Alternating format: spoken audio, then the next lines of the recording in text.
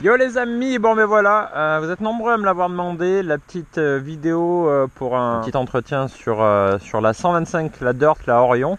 Donc pour ceux qui n'ont pas vu la vidéo, je vous mets de toute façon le lien à la fin de cette vidéo là, vous avez juste à cliquer sur le petit encart. Ça fait 1 an qu'elle n'a pas roulé.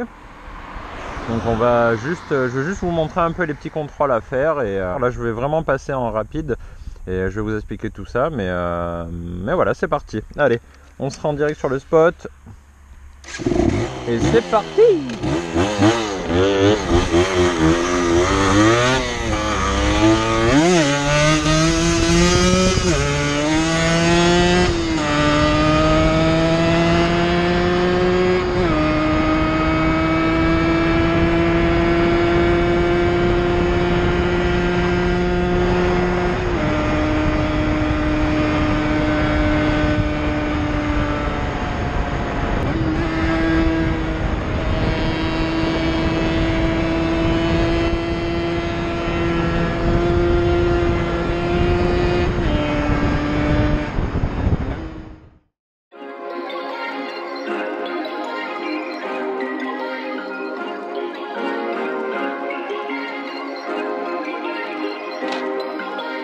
Perfect.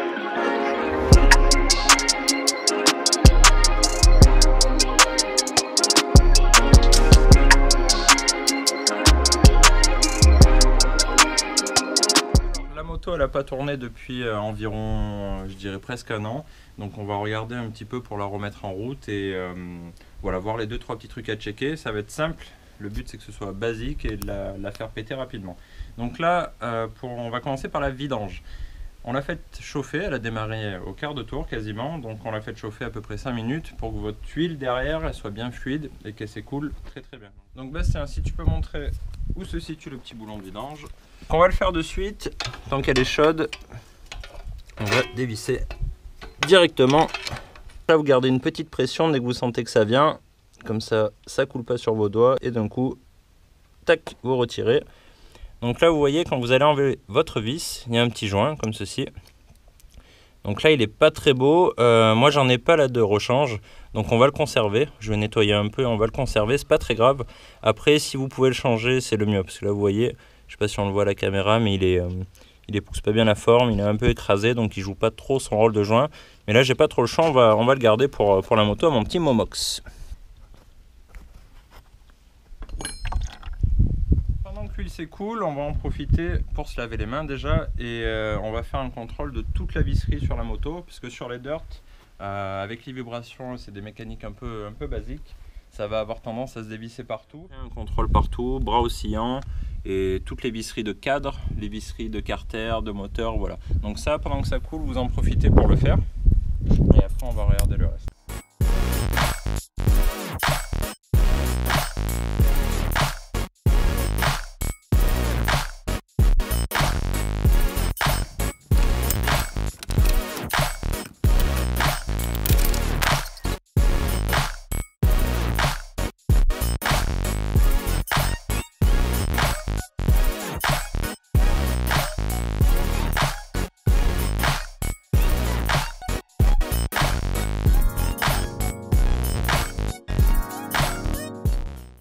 Donc du coup, une fois que vous avez resserré toute la visserie, donc on va contrôler vite fait les plaquettes. Donc là, il y a juste à regarder ici au niveau de l'usure. Donc là, elles peuvent encore faire. Et à savoir, à chaque utilisation de la moto, bien nettoyer votre disque. Là, ce qui n'est pas trop le cas, on va dire. Et ça évitera d'abîmer le disque et d'augmenter l'usure des plaquettes. Ensuite, donc on va s'occuper du filtre à air. Donc je l'ai déjà nettoyé au préalable. Hop, donc voilà comment se compose le filtre à air sur la Dirt. Donc on a la mousse de base avec un serrage collier classique et après on a une autre mousse qui vient par dessus, donc pour éviter toutes les grosses saletés qui se déposent dessus, ça vous fait une protection supplémentaire. Donc le filtre à air c'est tout simple, ça va sur le carburateur qui est ici, il y a juste à l'emmancher, tac, et on serre le collier qui est juste ici. Et tant qu'on est là, juste au dessus, hop, quand ça fait longtemps qu'elle n'a pas tourné, pas hésiter à vérifier donc ceci c'est le filtre à gasoil, donc vérifier qu'il n'y ait pas de saleté ou autre. Et pareil, très important, si ça fait longtemps qu'elle n'est pas tournée, pas hésiter à vider votre réservoir parce que l'essence elle peut pourrir et après ça peut causer des pannes sur la moto, du moins elle va mal tourner. Et dernière chose, on regarde au niveau de la fourche, hop, qu'il n'y ait pas de fuite, qu'il n'y a rien, là c'est tout sec, c'est tout nickel, donc ça va aller très bien pour que ça tourne. Donc au niveau de la vidange, donc on voit que ça continue à goûter, là c'est bientôt fini, on la redresse, on la secoue un peu, ça continue à couler. Donc pour la vidange, donc là j'utilise de la 10-40. Donc si vous ne savez pas combien il faut à l'intérieur, vous mettez toujours minimum 0,7 litres. Comme ça au moins vous êtes sûr d'avoir votre base. Et après souvent c'est 0,9 si je dis pas de bêtises. Donc avec un petit doseur, on va déjà mettre 0,7. Donc pour remplir, c'est ici. Et n'oubliez pas bien sûr, avant de remplir, remettre votre petit boulon avec le joint neuf, ce qui ne sera pas le cas cette fois-ci. Cadeau. Ça c'est cadeau.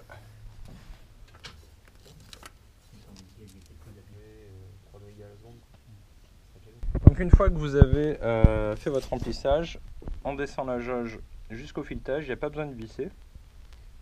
Bon, il y a deux écoles, il y en a qui vissent, il y en a qui vissent pas, mais bon moi je visse pas. Et là, logiquement on doit voir un peu le niveau, peut-être à l'écran, je sais pas.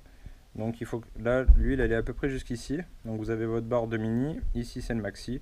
Là on est quasiment jusqu'en haut. On revisse, tant qu'on est de ce côté du moteur, hop, on va contrôler la bougie.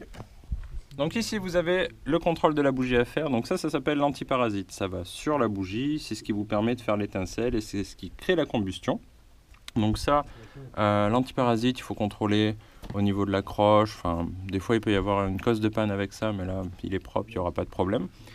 Et au niveau de la bougie, donc les préconisations sur ces moteurs, donc c'est la NGK CR7HIY au niveau des préconisations. Après il peut y en avoir plusieurs différentes.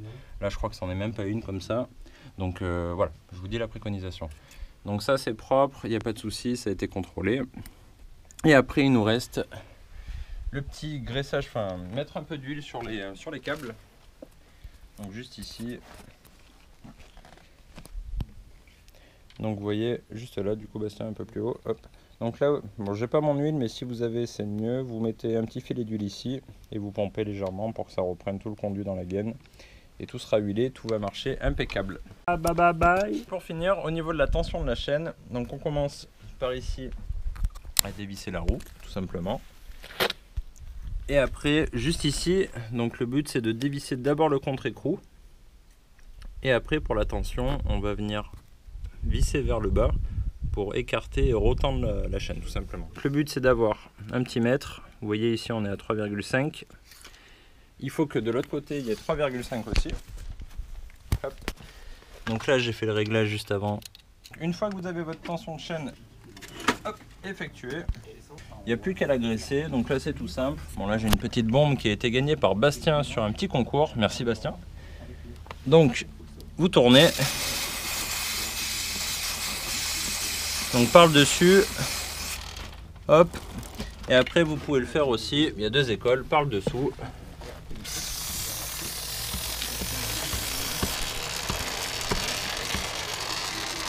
Et là on a une belle chaîne, toute luisante, toute graissée.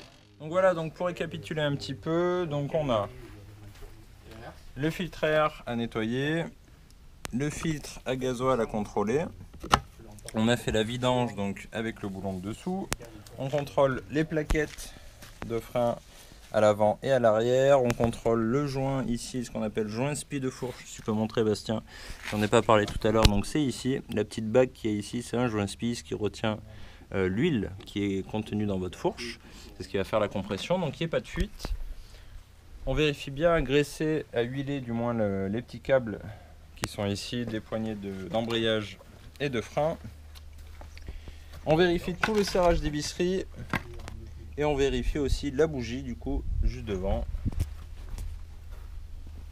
Voilà, et n'oubliez pas votre essence, si elle a plus d'un an, ça sert à rien de la garder, vaut mieux la changer. Et voilà, à très bientôt, merci, bye bye.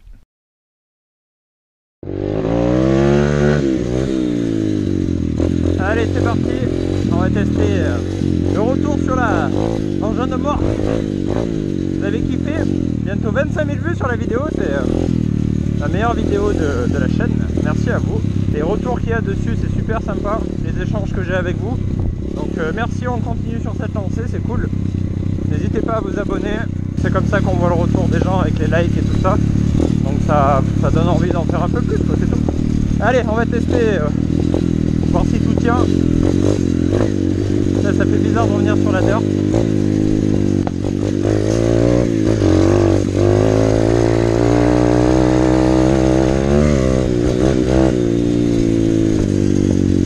Avant, arrière. Ça a l'air d'aller. C'est parti.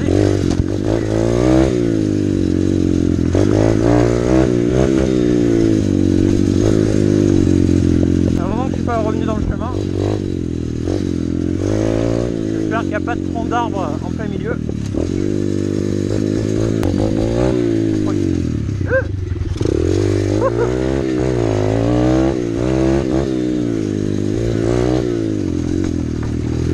Le diable cette moto.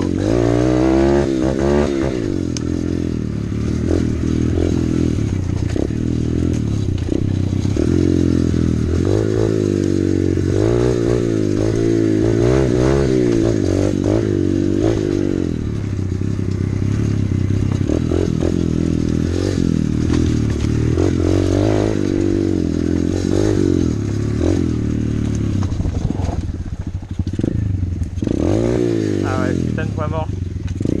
Super habituel.